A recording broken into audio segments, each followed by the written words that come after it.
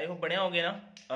Indian navy के candidate बहुत ज़्यादा वेट कर रहे हैं, मतलब ऐसे मतलब पेशेंस का भी एक सीमा होता है। नेवी ने सारी खैर नेवी का भी कोई गलती नहीं है, उनने एक अलग ही रूल बना रखा है भाई, एक पेपर कंडक्ट कराओ 2 बार भर्ती कराओ, एक पेपर कंडक्ट कराओ 2 बार भर्ती कराओ। वैसे जो सीरियस एस्पायरेंट होता है उनके लिए रियली डिफिकल्ट होता है। अगर उनका एक बार पेपर अच्छा नहीं हुआ तो फिर तो दिक्कत है ना। साल में 2 चांस मिलते तब वो एक ही चांस देते हैं, बट हाँ ये होता है कि वो को टॉप कम कम कम कर करके ले जाते हैं। अपडेट फिलहाल का ये है कि कैंडिडेट को मैं ये बताना चाहता हूँ कि आपका जो मेरिट है वो मार्च में ही आएगा, आप रिजल्ट वगैरह नहीं आएगा, डायरेक्ट आपका मेरिट ही आएगा। और जो कैंडिडेट का 2-3 नंबर 4 नंबर तक कम है वो सारे के सारे कैंडिडेट सेलेक्ट होने वाले हैं। लगभग पोस्ट की बात कर लेता हूँ तो 2200 से 2500 के बीच में चांसेस है कि आपका पोस्ट रहने वाला है। तो जैसे if you come from Gujarat, south India के किसी भी स्टेट से भी, साउथ साउथ से किसी भी भारत की किसी भी साउथ के स्टेट से बिलोंग करते हो आप, वो फिर गुजरात से लेकर महाराष्ट्र, गोवा, कर्नाटक, केरला, तमिलनाडु, आंध्र, उड़ीसा, पश्चिम बंगाल, त्रिपुरा तक, मिजोरम इधर भी पहुंच जाते हैं, असम, ठीक है, नागालैंड, मणिपुर, मेघालय, मिजोरम, इधर भी अरुणाचल प्रदेश। ऐसे अगर हम बात कर लेते हैं पे सर्कल पे, तो सर इन स्टेट का टॉप 5-6 नंबर तक भी कम हो सकता है।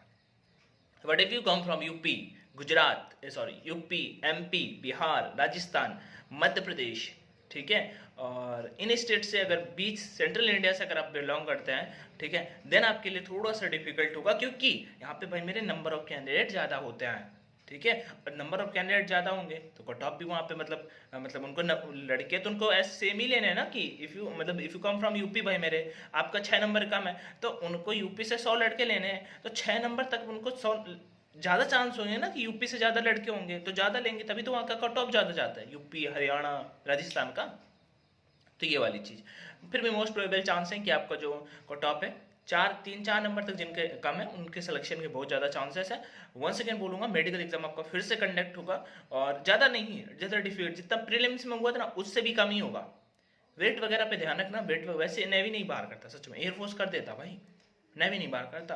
तो वेट वगैरह पे अपना को ध्यान रखना है, वेट आपका बिल्कुल वही होना चाहिए जो पहले था, और हाइट वेट, और उसके साथ में आइस वगैरह, बाकी बॉडी का कोई पार्ट टूटा नहीं हो। 3-4 नंबर तक का मैं अपने ज्वाइनिंग की तैयारी कर सकते हो आप। आपका ज्वाइनिंग होगा अप्रैल में, मतलब मार्च में मेरिट आ जाएगा, अप्रैल फर्स्ट वीक पे आप मान सकते हो। जैसे ये अभी पीओपी कंप्लीट होता है 7 या 8 मार्च को, 8 मार्च को शायद है, 8 मार्च को पीओपी, 8 या 9 मार्च को है।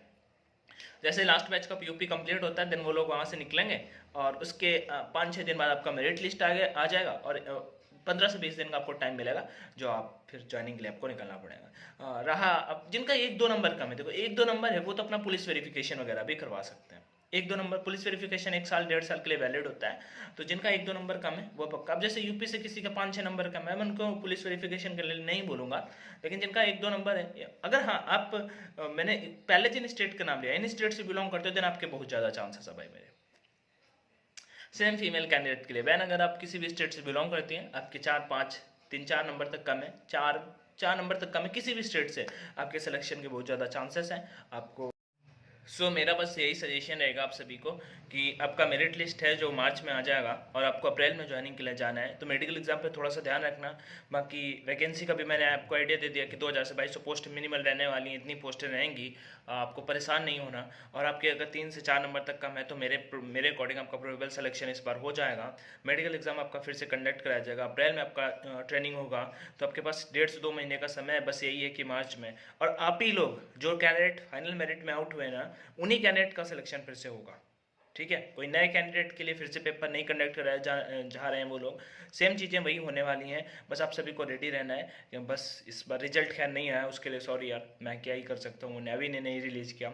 अपन ने वैसे बोला भी नहीं था कि हाँ भाई इस डेट को आ जाएगा, इस डेट को आ जाएगा, बट लास्ट टाइम उन्होंने रिलीज कर दिया था दिसंबर पे।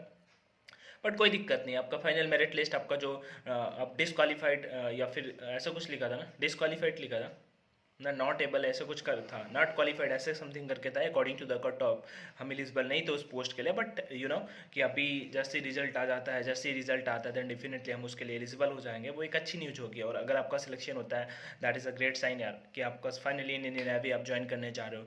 और मैं आपको बता दूँ इंडियन नेवी इतना ख़राब भी नहीं है, जो कैंडिडेट मतलब आपको मतलब लोग बोल रहे हैं कि परमानेंट मतलब नहीं हो रहा है, अभी भाई 25% कैंडिडेट परमानेंट हो रहा है। आप अपने ट्रेड पे अच्छा परफॉर्म करते रहना, 3 से 4 साल परमानेंट के भी चांसेस हैं। ये 7वां 8वां वेतन आयोग जो लग जाएगा, इससे आप लोगों का भी सैलरी बढ़ेगा, ऐसा नहीं है बिल्कुल फिक्स ही सैलरी कर दिया है, सबका बढ़ेगा, आपका क्यों नहीं बढ़ेगा।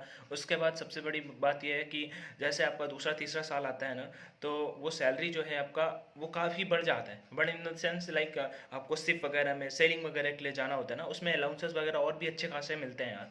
ठीक है, बस थोड़ा सा एक चीज़ मुझे थोड़ा कम सही लगता है, लीव का। लीव थोड़ी कम है रियली। लीव अब 30 दिन है यार, वो बहुत कम होती है। मेडिकल में तभी लीव मिलते हैं जब बहुत ज़्यादा कैजुअलिटीज़ हों, तभी मिलती है, नहीं तो मेडिकल की लीव वगैरह नहीं मिलती है। तो इस वजह से मुझे ये चीज़ लगती है।